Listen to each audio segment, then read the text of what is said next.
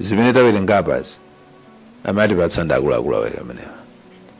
Kotero ndikupempheni kuti pakakhala mafunso zina mutifunsa ife pano ndipo tiyankha zimene tingathe kuyankha, koma zinanso akuluakulu ali panowa afunseni mafunso. Funso mukufunsalo mukumfunsira munthu amene ali pa filling station wagona pompo wina akudikirira kuti atsire mafuta. Tizikhala ndi confidence ndi ma institutions amene tayika atitumikire ngati dziko, komanso tizikhala ndi boldness yowafunsa mafunso anthu amene tawayika atitumikire ngati dziko. Makosana awiri andi zingawa afunseni mafunso malo mwa Malawi. Zikomo kwambiri.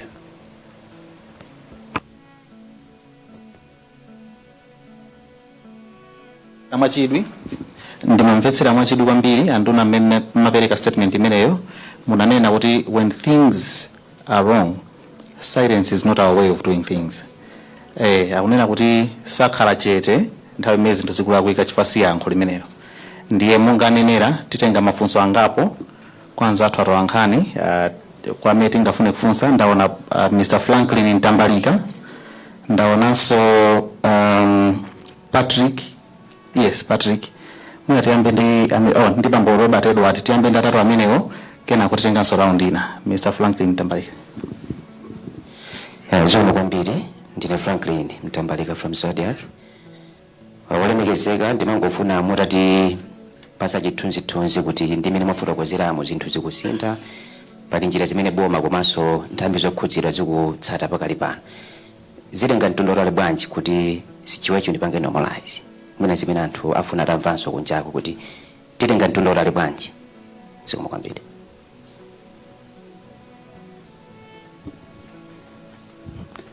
Yeah, thank you so much. My name is Robert Edward from Lunta TV. I have two questions.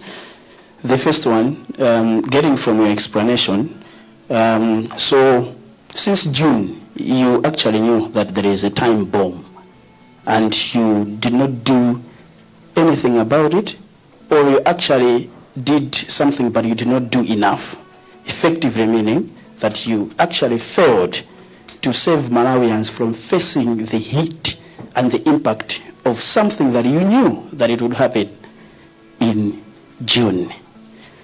The second question is, from your explanation as well, it seems that you are having something tangible to say to Malawians on the second cause of the crisis, which is Forex. You have elaborated quite well. You are engaging with Badea, but on the first cause, which is the debt that we have with the suppliers, I want you to come out clear. Have you paid them? And maybe probably the last is on the route that we have taken on the issue of fuel. It's another borrowing. This is coming at a time that as a country we are already in what others are describing as a debt crisis. Do we actually have a way out or a plan that we can be generating Forex as a country and not this debt thing? Thank you so much. Timalize ndi Patrick Kachere ku Muntu FM. Itokoze kwambiri monga mwafotokoza kale, ine dzina langa ndi Patrick Kachere kuchokera ku Muntu FM. Ndi mafunso oposera awiri. Loyamba ndiona zoti pakadali pano mwafotokoza zoti boma likuyesetsa zoti likonze mavuto amene alipo. Kodi potengera ndi anthu amene ali pa queue kufunafuna mafuta, kodi mtengo uli sustainable pakadali pano potengera ndi tizindikiro zoti mafuta akusowa, nanga limene ndi challenge imene muna ilipo potengera ndi ma stocks amene alipo ngati dziko. Funso number 2 ndiona zoti nchifukwa chani muna ngati dziko tikugula mafuta kuchokera kwa ma middlemen mopita direct kuma refiners. Funso lomaliza ndi lokhuzana ndi nkhani ya ngongole, kodi tini ngongole zochuluka bwanji pa nkhani ngati imene ziko. Zikomo kwambiri tapatsira nduna komanso haitebo kuti mutiyankhire kaye mafunso amenewo. Zikomo kwambiri monga mmene nanenera kuti zina tidziyankha koma zina ndizipatsanso akuluakulu kuti atiyankhe kuti tikhala pa mzerepo kwa nthawi yayitali bwanji. Ndinafotokozera za zimene zikuchitika padakali pano. Mwachitsanzo ndinakambapo za matraki 44 amene anayima chifukwa chakuti msewu unawonongeka kuchiweta ndipo tonse tinadziwa. Mmene wakonzedwa msewuja ndoti matraki amene aja akubwera, mmene akubweramu ndiye kuti akunkana achepetsa vuto lija. Ndafotokozeranso kuti ndalama ya 21.5 million yapangidwa allocate, ndiye kuti mafuta omabwera ku Malawi kuno apangidwa secure, ifuna kupanga secure mafuta awo nkulinga ndalama itaperekedwa. Ndiye mmene aperekedwa ndalama imeneyi mafuta amene apangidwa allocate kuti mafuta awa apangidwa secure kuti mafuta awa adzipita ku Malawi, nkhani ikhala kunyamula mafuta aja adzibwera ku Malawi. Ndakamba za matraki 29 amene anyamuka kale akubwera anyamula petrol kwana 1.1 million liters. Ndakamba za mawagons okwana 30 amenenso anyamuka akubwera kuno. Komanso ndakamba za matraki 150 onyamula 5.7 million liters. Ndakambanso za matraki 9 onyamula 350,000 liters amene akubwera. Ndiye kuti pene tafika pamenepo za awa amene ndinawa nkhani yake ndi ya nthawi tsopano kuchokera kudoko kumabwera kuno. Zimene ambiriwa masiku amene amayenda ndipo mphato mukamafotokoza mukamayankha mufotokoza kuchokera ku Beira, kuchokera ku Dar es Salaam, kodi by rail timayenda nthawi yayitali bwanji, by road timayenda nthawi yayitali bwanji. Kuti kodi kuyambira Juni takhala tikukhalira bomba lomadziwa kuti liphulika, akuluakulu mundithandize kuyankha funso limenelo. Nkhani yokuti kodi mukudalirabe ngongole ina, ndikupempheni kuti funso extension yake ikhale kuti mufotokozere ndondomeko yakapangidwe source kamafuta kuti mmawapanga source motani mwakhala kuti ndalama yonse imakhala nayo kuti ngongole iyi imveke bwino. Iziti ngongole kapena ndi facility imene mmayigwiritsira ntchito mukhoza mapangira matapira mafuta nthawi ndi nthawi. Kunena zokuti tidzathana bwanji ndi kubwereka mayankho ake a president akhala akwanena, komanso mayankho amene amakhalapo dziko lina lilonse ngati dziko limakhala lobwereka lotanthauza kuti dzikolo silimatha kupanga generate zokwanira. Dziko lilonse limene silimatha kupanga generate zinthu zake zokwanira, a country that does not produce limakhala loperewedwa kumene, limakhala mu deficit nthawi zonse. There's a country that is running on a deficit, nkhani yake imakhala kuti mubwereke kapena mupemphe akugayireni. As a nation, Malawi moseri kuti nazo kuti ena akubwera like EU resuming aid now, direct budgetary support to Malawi. That is because if we have a deficit all the time. Koma kuti khali kuti tapanga cover that gap, let's go into production. We have to be a country that is producing, a country that is value adding, and a country that is exporting. If we do import substitution, definitely there is a way we improve our forex reserves. So this we can achieve by kugwiritsa ntchito njira zimene nazo zikukhulupirira zikuzothandizira if you're generating forex. We're talking of agricultural commercialization, we're talking of a well-regulated and managed mining sector. This is many in the long run zitithandizira kuti we can replenish our forex reserves and manage them very well. Nkhani ya kodi mtengo uli sustainable. Mtengo wa mafuta ndizachidziwikire kuti kupitirira dzaka mwina close to 10 years Malawi akhale kugulitsa mafuta mochipa in this region. Vuto la mtengo ndi lachikhalire. Mafuta amene timagulitsa ku Malawi kuno, mafuta amagulitsidwa mochipa kunoko. Mukaona matraka amene akubwera apa pawo mwachitsanzo, all these trucks that I'm mentioning, truck ina iliyonse, I've mentioned close to 200 trucks here. Those 200 trucks akabwera kunoko kudzatitulira mafuta. Chifukwa choti mafuta athu kunoko ndo cheaper. Truck iliyonse ikutenganso 2,000 liters kumabwerera naye. Wekano mu tanki yake yoyendetsera ma engine. The tanker is carrying some 40,000 liters. From that 40,000 liters akangotsitsa wa tanker uja akupita super filling station wakagula mafuta ku Malawi kuna amene adzasiya aja akagula another 2,000 liters umapita nawo. So when you look at these 200 trucks that I've mentioned here, that times 2,000, that's another 400,000 liters immediately atuluke so matraki wakamabwerera kwao. Now how many trucks are we receiving every day? How many private vehicles are leaving the country with mafuta every day? How many bus operators are buying petrol from border sites mwatu nkumaka gulitsa on the other side of the borders? Mafuta atu ku Malawi, this information is there for everyone to check and verify kuti kuno kuti magulitsa mafuta more cheaper. Koma ndalama zimene timagulira mafuta ni ndalama zakunja zimene timazipeza modula kwambiri. Kodi chifukwa chani timagula kwa ma middlemen? Akutero funso lija. Why do we use middlemen? Tifotokozere ichi.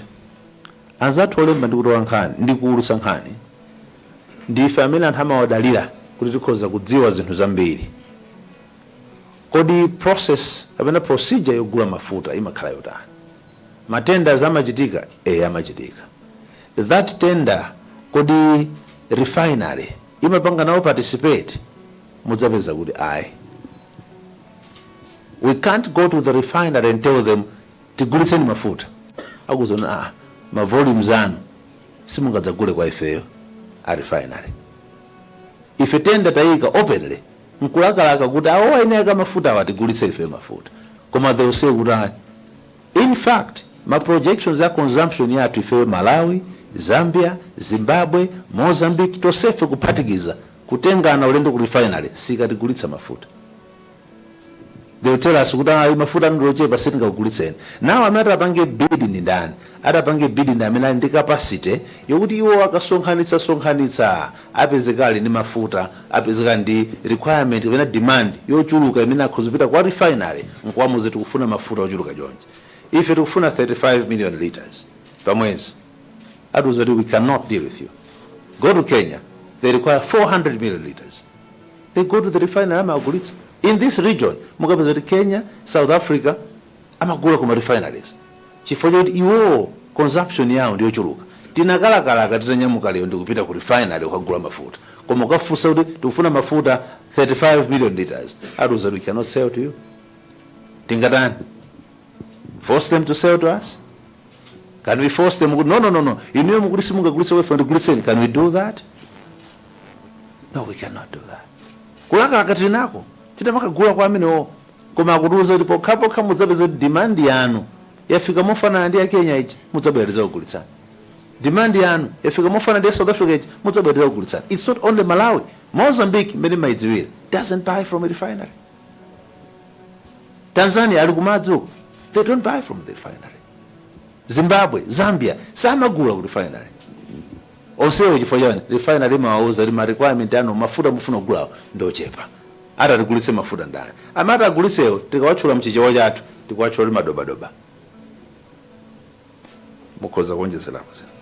Nkhani ya how much debt do we have as a country ndimaona ngati imene yoyo ndeti yankhe pa chigawo china ifo tukambano za debt ya dziko lonse tukamba za mafuta.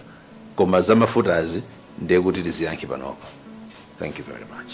No, gentlemen, you may come in.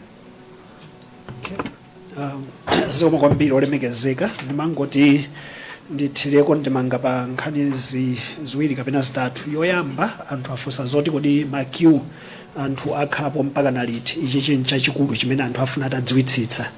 Mmene afotokozera ndonamo ndi moti akatithera mafuta nkutithera kuti madepo amene timatcha ma oil marketing companies. Iwo mafuta akatha madepo ndikuti awonse amalimbirana nkukapita ku nkhokwe za Nocma ndi kumene kumakhala ngati last resort. Ndiye panopo tili pa stage yonena kuti tufunika tiyambe ndithu kuti tibweretse awa amakampani akuluakulu akhale nawo mafuta otatha kumagawa pa tsiku ndi tsiku. Mmene akubwerera mafutawo kwa ifeyo ngati bungwe la mera taunika nkona kuti itabwera flow itakhala kuti siku funa nenebe mchichewa isasokonekereso. Akakhala kuti anyamuka mwina 40 chakuti afike amenewo 44 koma sitilekeza pomwepo. Tufuna enawo amene aliso njira akubwera ikakhala kuti supply ili sustained bwinobwino. Mavuto ngati awawa tili nawo lero lachitatu tikukambirana. Ndiye kuti zitho mafika kuti tikamandikira ngati weekend ndiye kuti kutokhala kuti mafuta aja tabweretsa okwanira oti munthu ukapita ku filling station uzikafika mkungoti palibe vuto ndathira ndakwanitsa. Kavuto akaka kakulaso kwambiri pena kongonjezerapo chifukwa so panaiti zinthu ziwiri zinachitika. Tsiku lina limene ndithu tinaona kuti papa mafuta athu atitherabe kwambiri. Kupeza kuti kwanzatu so ku Dar es Salaam kunali holiday ndakakhala kuti saloda tsiku limene lolo munthu oti uyembekezera mafuta oti abwera tsiku lomwelo zimakhala ngati zativuta. Dzanairo ku Mozambique chifukwa cha zisankhozo panakhala pena poti kukhala ngati kampungwepungwe pang'ono madepo nkusiya usaloda tsiku limenelo tizimungati titi timaoneka ngati ino mudandaula kuti tsiku limodzi koma kwa dziko loti tudikira truck iliyonse ibwere idzatikhuthulire pakakhala kuti supply chain ija yasokonekera imatisokoneza zambiri. Koma nkhani yayikulu njonena kuti kukakhala kuti kunkhokwe ya mafuta ya Nocma kuli mafuta okwanira zimathandiza kuti tikafika mnyengo ngati yoti pali kena kuchiweta kwapezeka kuti msewa unongeka sitidalira truck imene yochoka kuchiweta timangopita mkukata pa kunkhokwe. Koma popeza anzathuwa masiku 10 atanena kuti musiye tasiyakaye sitikupatsanika kaye mafuta pokhapokha mulipireko izi nde zinatipangitsa kuti tiwauza Nocma kuti onse amene ali kunkhokwe chonde tayesetsani tangotulutsani atithandize. Ndiye chimene chake nchoti tikapitiriza ndi mmene ayambiramo ndipo ndi chikhulupiriro choti ndi ndalama iyo anena anthu nawo ya badeyayo ifika imenenso idayima kaye chifukwa pamafunika kuti tiyibweze imakhala ngati Chingereza timati revolving fund, revolving facility. Ikakhala kuti mwaigwitsa ntchito mpaka nofika pa 50 million simumatheka kutapa poso pokhapokha muilipire kapena mulipireko mbali ina. Kati kalipirako 20 million ndiye kuti tidzatheka kutapaso 20 million ina. Mwamwayi izizi zinakwaniritsidwa tidalipira tunena pano sabata latha ilo ndithu imene bodi yawo inakumana nkunena kuti Malawija ayambeniso kuwapatsa. So iyi ikafika itithandiza kuti zikhale akubwera. Mongotsindika tikakhala kuti kunjako alesa adzoti mafuta amakhalapo pa filling station. Ino ndine mwina titikhoza kugwirizana kuti malo moto nkodzaziratu tanki munthu umati ndingothira ku kayi 10,000 ndithira kayi 20,000 ifika dziwa kuti mawa ukapezaso. Zikatero sizimakhala ngati kuti pali pressure yambiri. Koma tikafikadi pamene tafika apa nzomvetsetsekabe pa umunthu umadziwa kuti sindodziwa kuti kodi ena ndi apeza liti ndi amene ukadangothira mwina wochepera umayesetsa kusaka ndalama kuti ukhale ndi full tank. Zikatero ndi kuti timakhala kuti demand yathu imadzakhala ngati yapanga double. Mwachitsanzo ngati pa tsiku tumagawa zinthu zikakhala sizovuta timagawa mwina pafupifupi 1 million liters ya mafuta aliwonse petrol ndi diesel. Koma ikakhala kuti demand yachuluka chonchi ndi kuti pa tsiku tuyenera tizigawa pafupifupi 2 million kapena 2.5 million ya mafuta aliwonse a diesel ndi petrol. Ndiye kuti zofunikanso kuti matraka amene akubweretsawo ndi mabogi amene tikubweretsa njanjiwa tibweretse ochulukirapo. Panali funso limene ndingothirapo ndipanga mati kodi mtengo ndiye kuti kodi uoneka motani. Iyi nkhani yoti ndithu yalembedwa ndipo anthu mwayimvetsetsadi kuti zona mtengo wa mafutawo ngovuta kuupitiriza kungokhala omwewo chifukwa tufa patatu. Kufa koyamba nkoti forex iyo imativuta kale kuipeza ngati dziko ndiye tikayipeza forex ija tilipire mafuta abwerewa ku Mozambique abwerewa ku Tanzania iye truck yake nkudzaza nkumapita naye. Venda amene ali maboda atengeso ndalama ija nkupititsa kunja ndezo khala ngati zotibwezera mbuyo. Mtengo wabwino pa Chingerezi ife timatuma inokhala cost reflective kusonyeza kuti zimene anzathu wa Nocma kapena a petroleum importers akakagula mafuta aja ndi kudzatsitsa tizikhala kuti chilichonse chimene aononga atheka kuchipeza kubwezeretsa tikakagulitsa pa filling station mafutawo. Chomaliza chimene mangoti ndinene nchonena kuti motsimikizana nawo anduna sikuti panali vuto loti tinangoliona nkumangoliyang'anira kuti naloni tili mpaka nalitipeze. Kuona kodi timaona ifeyo ngati kumera timaonetsetsa tsiku ndi tsiku kuti kodi lero mafuta atsala otani mafuta akubwera bwanji. Ndipo izizi zoti tiyambe kukambirana ndi kwina kuti ngongole yamba kukwera tati ndipezeni pena kuti tilipire ndi ntchito yoti yakhala ikuchitika ndithu mogwirizana bwinobwino ndawu nduna wa zachuma kaya anzathu amabanki kuti chonde apapa titapezako forex itithandize. Koma nanga forex yo imene mabwera munobeso imalowaso kwambiri nde sikuti ndife tokha mafuta timayifuna, achipatala amayifunanso, akakhala ena amayifunanso. Namvaso pena ka statistic kuti ngakhalenso kaunjika amene amabwera mdziko muno amatenga ndithuka kandalama kakakulu zedi koma chotsa forex. Nthawi nake a Reserve Bank ananenako kuti I think ili mu top 5 ya zinthu zimene zimatidyera forex yathu. Ndiye kukambirana ndi amabanki kumakhalapo ndithu kwa tsiku kwa pafupi kuti chonde tiyeni ngati forex yapezeka ifeyo akufuel tatipatseni koni 50 chakuti miliyoni pa mwezi. Koma amene anene anduna timangopeza be on average mwina 37 miliyoni andika period akaka kanyengo akaka tikachoka kuja kuti foja atagulitsa makamaka tikayamba pa Okutobala, September, Okutobala, November mapita uko tikadzafika so mu March. Nthawi zambiri mdziko muno mwe makhanga tinyengo imene imatichepekerako kapezedwe kathu kama kandrama zakunja ndiye pamakhande tunda zina choti gwedeza. Koma ndimalize ndi chilimbikitso chonena kuti iyi ndalama yabwera badeyayi ndi ndalama yoti yabwera pa nthawi yake, ndipo kuvomekeza kuti badeyayi tipatsenso 50 miliyoni yo itithandiza kwambiri. Pali kukambirana kuti ifike pa 100 miliyoni chifukwa iyi mchingerezi ndi revolving facility izitithandiza munyengo yonena kuti ndalama yativuta. Koma ikakhala kuti ndalama ija tili nayo tsopano yathu ya foja ndi zina zoteroso timadaliranso zimenezo kuti nkhani ya mafuta tipite nayo patsogolo. Zikomo kwambiri nduna.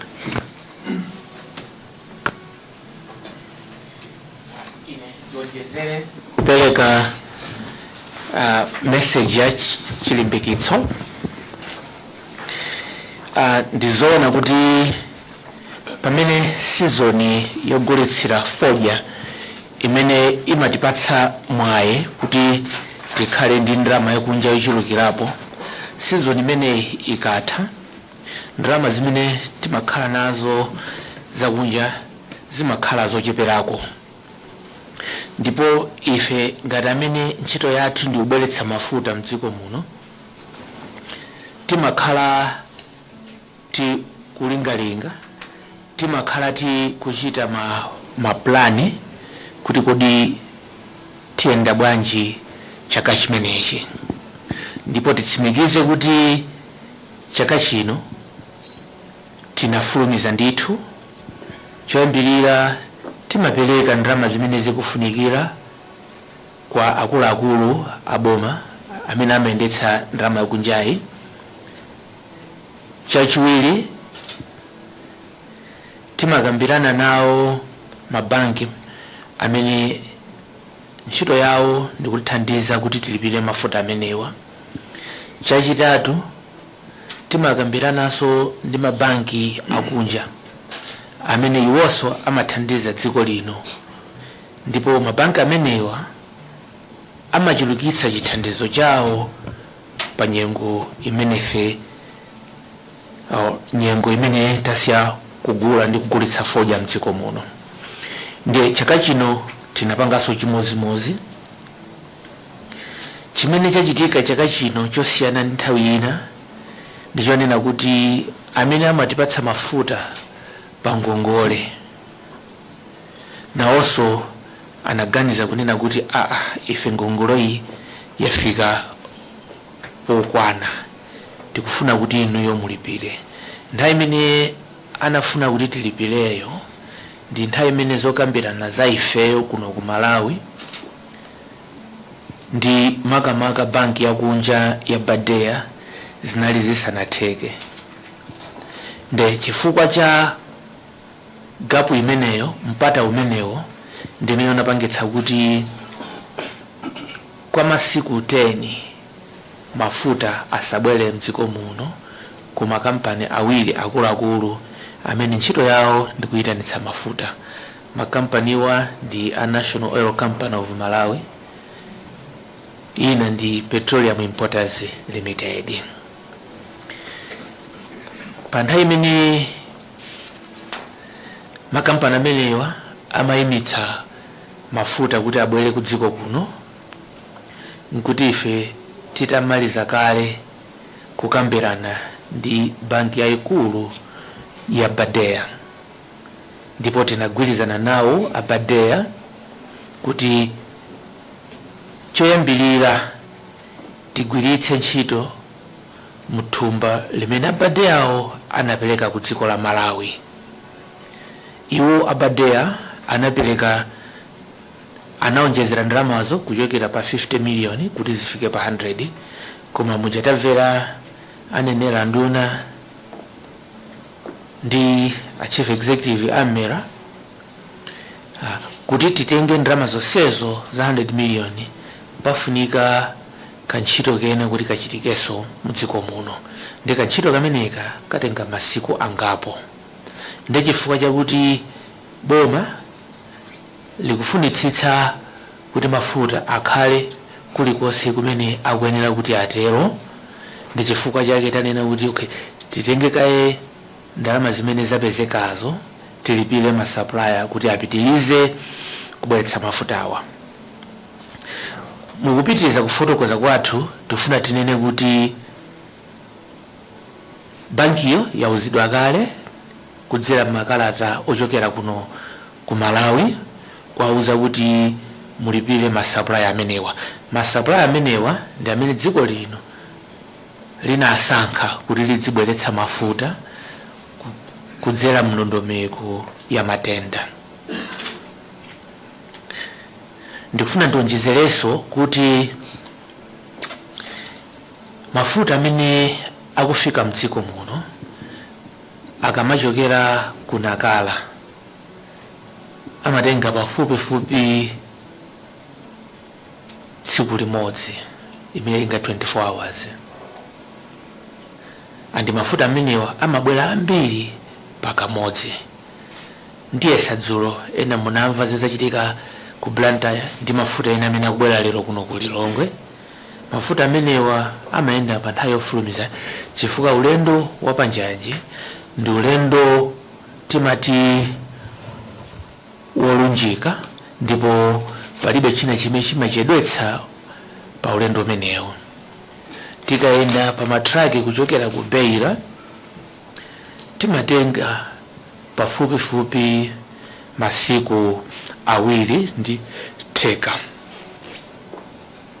Panopo chifukwa choti mafuta awa sakupitanso ku Nkhokwe, chifukwa cholinga cha boma ndi chakuti mafuta akhale pena paliponse ndipo akhale ma filling station onse. Ndiye mafuta awa akuti akafika mdziko muno akupitilira kumalo amene mafuta awa amagulitsira. Mafuta amene achokera ku Dar es Salaam chifukwa mtunda ndo wautaliko kusiyana ndi ku Beira amatitengera masiku 4 ndi theka. Ndiye mukaona ndondomeko imene anduna afotokoza, mafuta osewa akafika amene ali pa plan imeneyi, ndiye kuti mdziko muno vuto la kupeleredwa kwa mafuta ma filling station akhala atatha. Ndipo maofisi zathu aku National Oil Company of Malawi Limited ndi a Petroleum Importers Limited mothandizidwa ndi ukadaulo wa akumera ndiponso azachitetezo mdziko muno, akuti mafuta awa akangofika akumathamangira nawo kupita ma service station. Ndiye samwaona kuti panopo ma filling station angapo ma queue ayamba kucheperako, komabe pakhala masiku angapo akubwerawa pamene tipitiriza kufikitsa mafuta awa filling station kuti vuto limene anenera nduna litheretu. Ndikufuna ndikufotokozereniso kuti tikamanena kuti ma middlemen mwina kapena dzinali poti ndi la chizungu likutanthauza anthu amene ali pakati pa anthu amene akugwiritsa ntchito katundu ameneyo amene ali mafuta ndi anthu amene akupanga mafuta awa. Dziko la Malawi limagula mafuta onse amene akufunikira mdziko muno kuchokera mayiko akunja. Pakadali pano ifeyo mdziko muno sitikutenga mafuta munthaka olo kapena kugaya mafuta awa. Mafuta awa amafika m'madoko amene ayandikana ndi dziko lino. Madoko amene tikugwiritsa ntchito kwambiri ndi madoko awiri aku Mozambique, doko la Nacala ndi doko la Beira. Tikugwiritsanso ntchito doko la Dar es Salaam.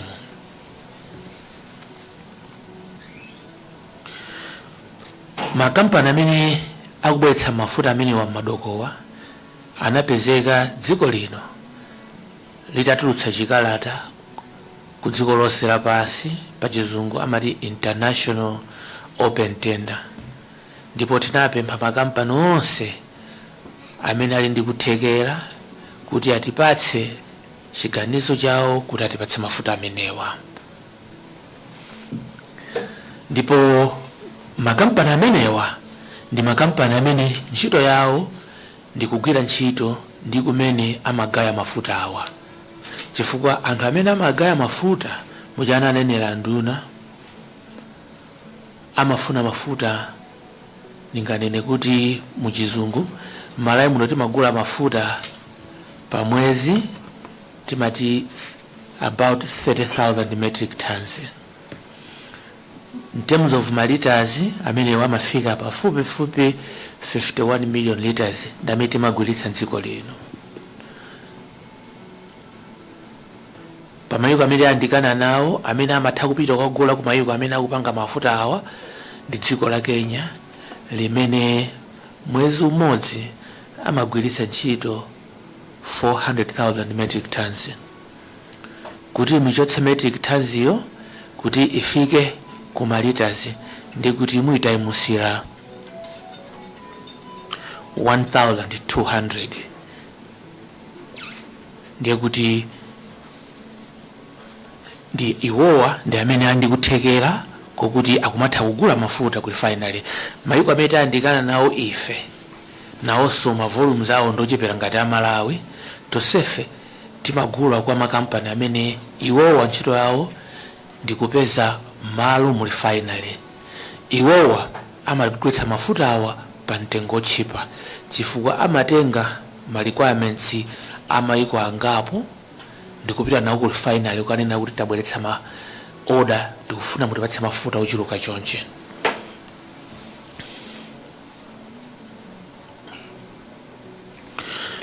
Chinanso chimene tikufuna tifotokozere ndichonena kuti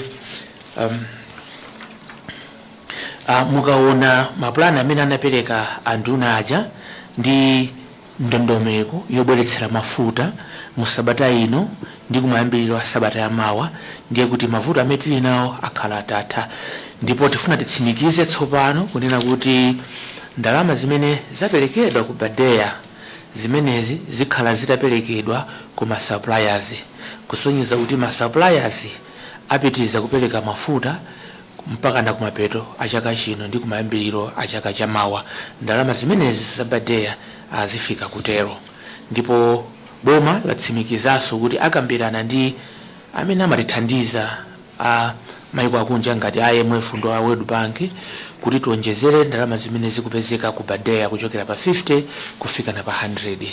Plani imeneyi ipangitsa kuti ndondomeko ya mafuta dziko muno ipitilire kuyenda bwino kuyambira pano mpaka na pakati pa chaka chamawa pamene tidzakhala ndalama zina zochuluka ku malonda afodya. Anduna mutilole kuti tiyimirekaye pamenepo ndi tikubwezereni back to you. Thank you. Mwina mafunso amene anaperekedwa awo, we've attempted to respond to those questions. Mabakhozo kabe mwina ena, you may moderate a second round of questions, please. Chabwino, mundirole anduna titenge mwina raundi ina yotsirizira. Ndaona Anthony kuti anakweza mkono amenepo, ndaonanso Anjawala hapa. Mwina timalize ndi Smart. Ndeti ambe ndi Anthony kumeneka. Anthony Amanda, transport visit.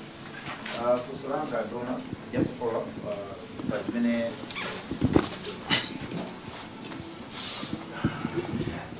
Dzina langa ndi Anthony Manda kutoka Transworld Radio. Ndimafuna ndifunse pafunso kutengera pa zimene mnalankhula komanso analankhula siwo akumera. Kunena kuti mafuta amene dziko lili kugulitsa ndi otsika mtengo kwambiri kuyerekeza m'mayiko amene atiyandikira. Funso langa nali kunena kuti tiyembekeze kuti mafuta akwera mtengo kuno ku Malawi. Ngati akwere mtengo akwera litiro.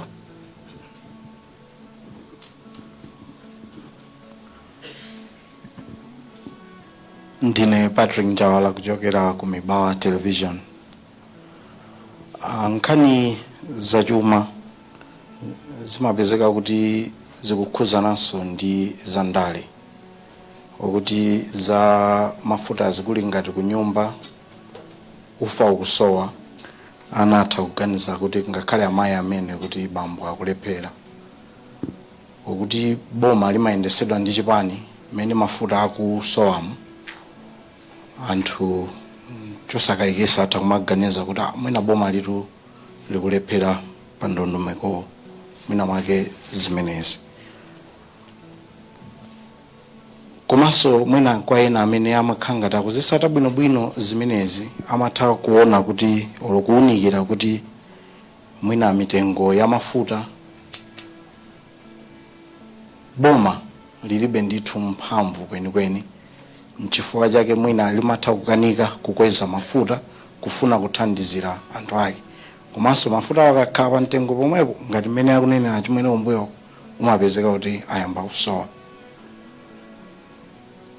Anthu atanena kuti bomali zikuvuta, inu yankho lanu lingakhale lotani kuti likulephera makamaka nkhani imeneyi.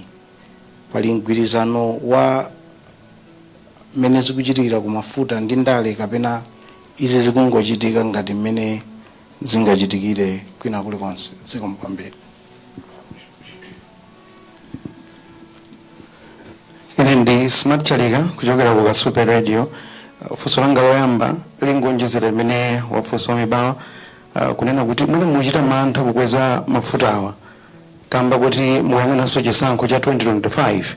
Funso lachiwiri mwakamba kuti vuto lina limene likukolezera kuti mafuta zisowa ndi ndalama zakunja.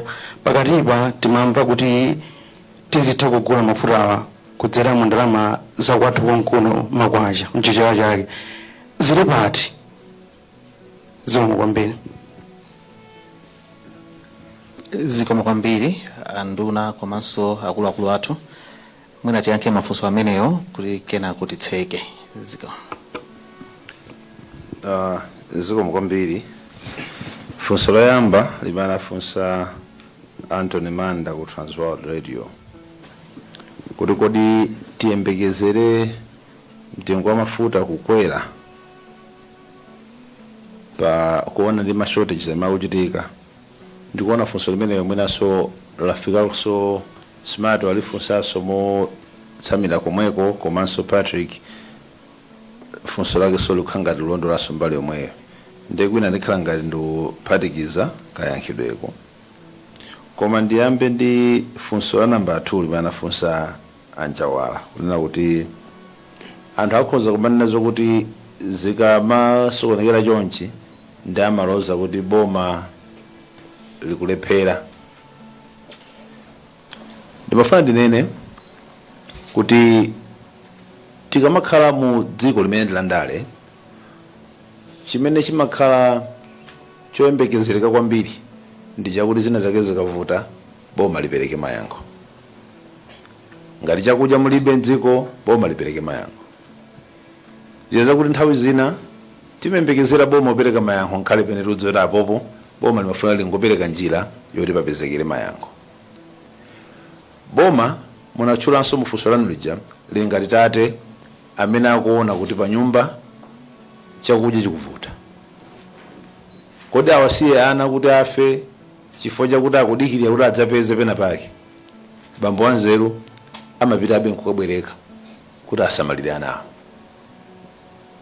Ndiye kuyesera kumene boma lakhali kupanga kumapita mu ngongole zonse zija tikamanena zokuti mukutenga ngongole mukuyika Malawi mu ngongole timatha maphatikiza ndi mafacilities ngati awawa abadeya zimene mukaona kuyambirira kuja funso limene linabwerera limabwera ngati kuti badeya ndi chingongole china choti tikuonjezera pa debt levels yathu, pamene badeya ndi chinthu chimene amakupatsani chokuthandizirani mukhoza makata panawo mafuta chifukwa pali that security yokuti mukamatapa aine akakutsimikizirika kuti kudzera mu badeya kuja ndalama yawo adzilandira. So it's an assurance, it's a guarantee yokuti mafuta awo ndalama zawo adzilandira.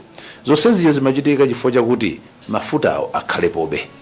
Zimenezo ndi zimene tate okondana ake amachita. Ndibwerere nawo ku nkhani ya kukweza mtengo wa mafuta. Mukhoza kuona kwa nthawi yoyamba dziko la Malawi panopo anthu akuyankhula zokuti takweza mtengo wa mafuta. For the first time hearing people say kodi mukuopa bwanji kukweza mtengo wa mafuta, kodi mukuopa ndale kukweza mtengo wa mafuta. For the very first time we've been talking about mafuta ku Malawi kukhala all cheaper kusiyana ndi kwina kulikonse. Kwa nthawi yoyamba tonse amene tili munomo tikhoza zoti yang'anani mtengo wa mafuta maiko amene atizungulira and kwa nthawi yoyamba tonse tivomereza. For the first time kuona newspaper italemba kuti amalawi akuti kwezani mtengo wa mafuta. Today there is an article akuti anthu akupanga demand kwezani mtengo wa mafuta chifukwa akuona kuti no mafuta awo tikugula modula. It is a fact tikugula mafuta awo modula, koma tsono chimene chikuchita boma ndi chani? Bwanji tiyesebe njira zina zotikhoza panga cushion anthu athuwa chifukwa tikakweza mafuta awo mwina zinthu zinanso zikhoza kukwera zimene zitawapanga affect anthuwa. Nenga tikweze mosamalitsa. Ndifika president amene zoti no mufuna kukweza mafuta ndikhoza kuwuzani pano kuti recommendation yofuna kukweza mafuta mwina takhala nayo kwa zaka mwina zitatu. Mafuta akwere mtengo. A president kumati tiyang'ane njira ina bwanji. Kodi awa abadeya watamatithandiza chaka chino tikakolola bwino sitingakhale ndi cushion kuma forex reserves athu. Kodi apa meti kuti tipange za ulimi wa mtundu wakuti sitingakhale ndi cushion kuma forex reserves, sitingapange improve ndalama zathu zakunja, titakhala nazo zambiri ndalama zakunja zija tikuzokhala ndi mafuta mosavuta. So kunena zokuti kodi mukukweza mtengo wa mafuta onse amene tikunenawo akubwera pa mtengo umene tidakagulitsira ku matanki, koma sitikunena zokuti mafuta akukwezedwa mtengo tinakabwera pano. If there was a time yotina zokuti mafuta aja akwere nthawi yabwino inakhala inoyo, koma sitinabwera kudzanena zimenezo. Mafuta onse amene akubwera amalawi akugula mafuta amenewo pa mtengo umene ulipo, koma tikuyesetsa kuti njira zipezeke zoti pakhale smooth komanso consistent supply of mafuta mdziko muno. Koma tikumadziwa ndithu kuti mafuta amachipa ku Malawi.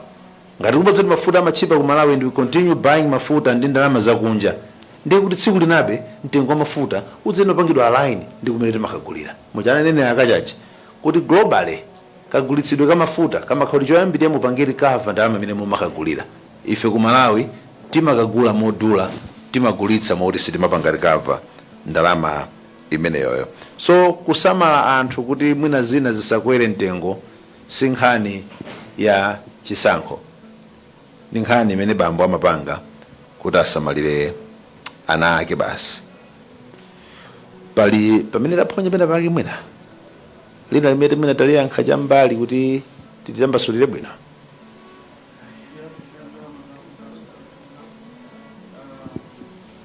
Nkhani yogula mafuta, kugula mafuta kugulitsa ntchito ndalama zakuno kwathu. Yes, nkhani imeneja awa mwina ayankhapo, koma ma suppliers athuwa amakhalanso ndi ndondomeko zosiyanasiyana zamene magwirizana mu contract ya.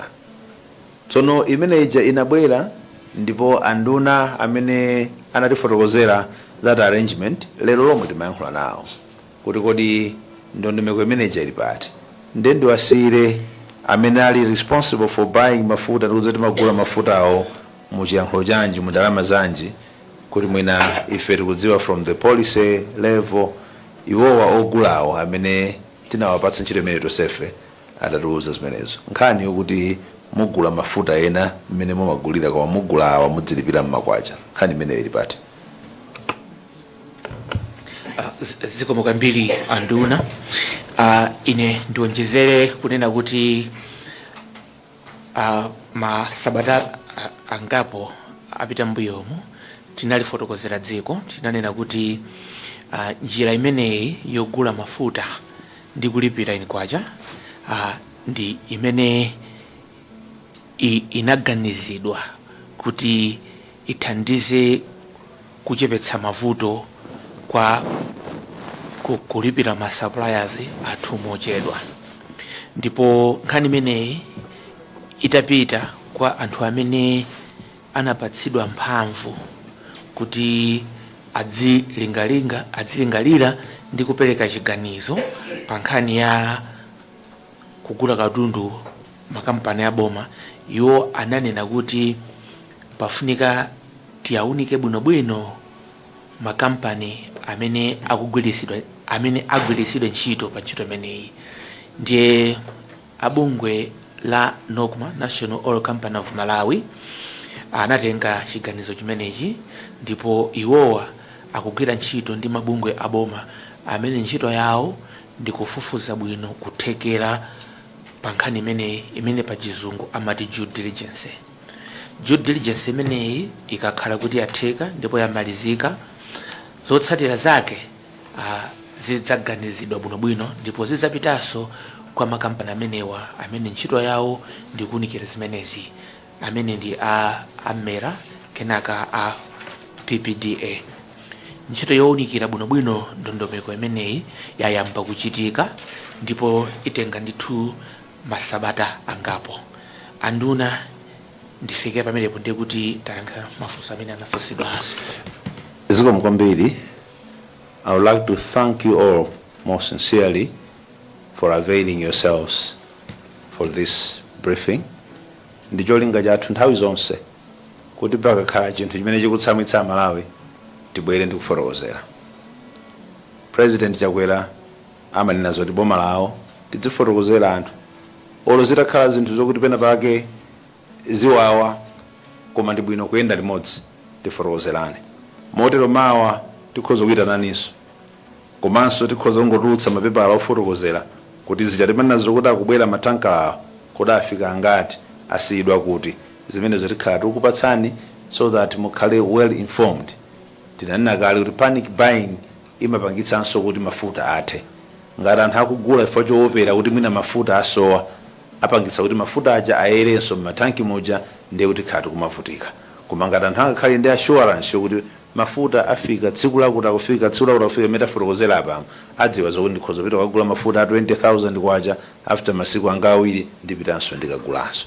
Tikuthokozeni kwambiri chifukwa chakuti mumabwera tikapempha. Ndikuthokozeni amene mumatiperekera kwa omvera live.